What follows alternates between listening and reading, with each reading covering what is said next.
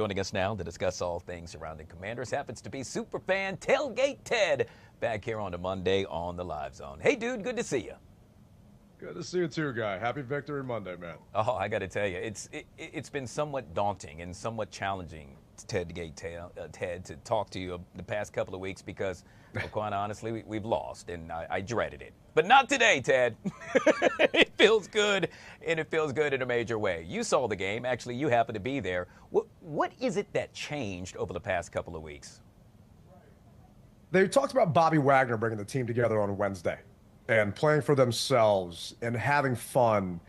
And I feel that during this losing streak, some of that was forgotten.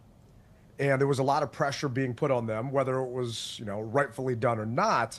And you could tell yesterday that these guys were having fun again. And that's what was happening during the win streaks prior to this. Yeah, no, I agree. We were just looking at that touchdown by Brian Robinson, that 40-yard touchdown, I might add. He looked really good yesterday. He really did. I mean, it was great to see B-Rob back.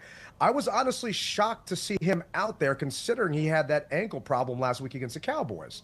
So, I would not blame the Commanders at all if they just sat him and had him go into the bye week with an extra week of rest and preparing later on because they brought Chris Rodriguez back. But to see Brian do what he did, because he was just heartbroken after that loss to Dallas, not being able to play, and even still get that rest that he just really deserves heading in because we were up 28-0 going into the second quarter. Yeah, it was just so cool to see. And like you said, so good to see him shine. Speaking of shining, wide receiver Terry McLaurin apparently is doing that each and every week. I mean, he is now, hands down, one of the league's best wide receivers. He really is. I mean, a lot was made of Kingsbury not moving Terry around, having him constantly line up on the left side. I mean, I'm not shocked that Terry's first catch was from the right side of the field. They moved him into the slot. They made it a priority to get Terry the ball. And the offensive line made it a priority to give Jaden time to find Terry. On that one long touchdown he had to Terry, it was a very long developing play, but Jaden was clean in that pocket. Terry made the most of it, and then Jaden found him. Yeah, and what about that catch right there at the goal line? I mean, but that slant, I mean, to see his hands, how he extended it with the, let's say, the defender right there on his back, that also was just, it just amazed me, Tailgate Ted.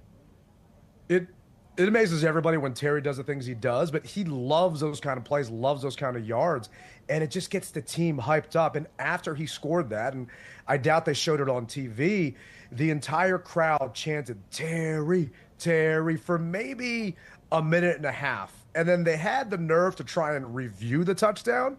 That just gave us more time to chant Terry's name after that once they called a touchdown again. I absolutely love it. You know what else I love? An amazing story. In this case, we're talking about Chris Rodriguez, who, by the way, was cut by the Commanders last week, but then brought back by the Commanders. And boy, did he look good. It's a feel-good story made for a movie. On top of the fact that Chris Rodriguez gave his jersey number to Marshawn Lattimore while he was still on the team, didn't ask for any money for it, just gave it to the veteran.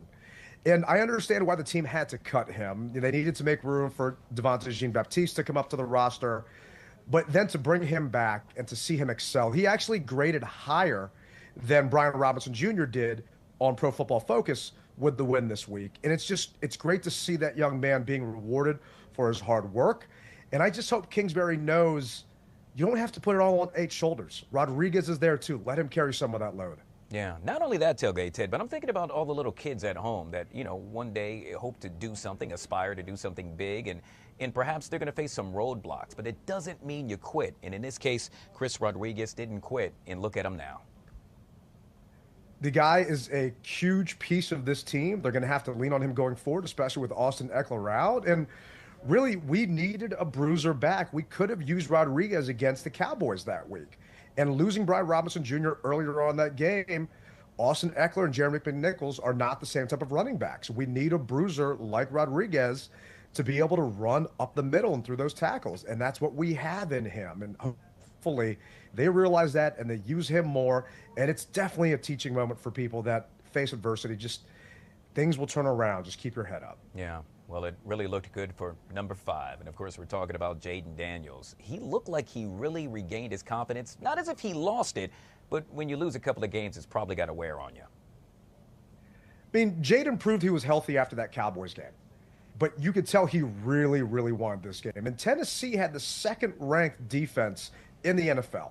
The score won't tell you that, but Jaden did everything he needed to make sure he got us to that win. I mean, he was unbelievably accurate.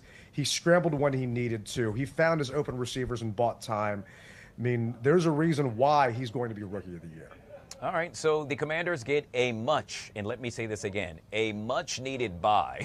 And then it's back to the gridiron to take on the Saints. What do you think that they're going to focus on over the next couple of weeks? They've got to focus on getting healthy, really. It's going into this long stretch after the bye week. It's going to make or break the season. They need to win at least 2 more games by my count to make it in the playoffs. This Saints game is one of those games that's winnable.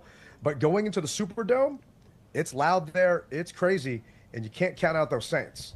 So they need to focus on continuing this running attack. We will win if this running game can keep going. They put up the most yards rushing since 2012 this past Sunday, and that's our key to winning because it opens everything else up for Jaden after that. Yeah, not only does it open it up, but I'm just thinking about that rest that they really need after all these games that they played, and they played really hard. It's well-deserved. If you would have told me, Guy, that we would be 8-5 going into a Week 14 bye week, we all would have signed up for that. I mean, our destiny is in our own hands, and we've got a time to get better, get healthy, and then go into the last part of the season more relaxed and rested than everybody else. So let's take advantage of that and then make the most of it and hopefully root these guys on into the playoffs. All right. Well, tailgate Tid, before I let you go, you know what my favorite part about yesterday's game? It's this. Can you see this right here? I want you to take a look. That's you firing up that stogie there with the torch, baby. That's how you do it in a major way, and that's what you do when you have a major victory with the Commanders. You got to make sure you share next time, tailgate Ted. I got you, guy. Next time I'll get you one too. And hopefully that'll be when we take on the Saints. Always good to see you, sir. You too, my friend. You take care. All right. We'll take a quick break and we'll be right back.